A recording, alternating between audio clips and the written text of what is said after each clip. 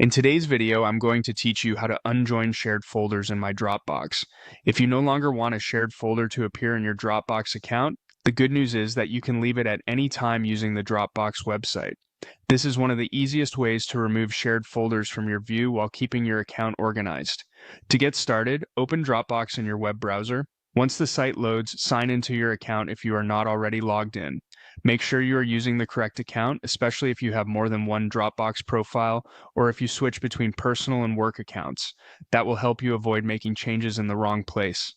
After you're signed in, go to the All Files section. This area shows the folders and files connected to your account, including anything that has been shared with you. Take a moment to look through the list and find the folder you want to leave. Shared folders are usually marked with a shared label, which makes them easier to identify. Once you've found the correct folder, move your mouse over it. This will reveal more options for that folder. Click Share to open the sharing settings. From there, look for the option called Manage Access and select it.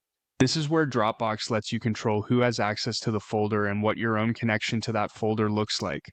In the access settings, find your own name in the list of members. Click on your name to open the available actions for your account. You should then see the option to leave folder. Select that option to continue. Dropbox may ask you to confirm your choice before removing the folder from your account. If that happens, review the prompt carefully and confirm that you want to leave. Once you do, the shared folder will no longer appear in your Dropbox files.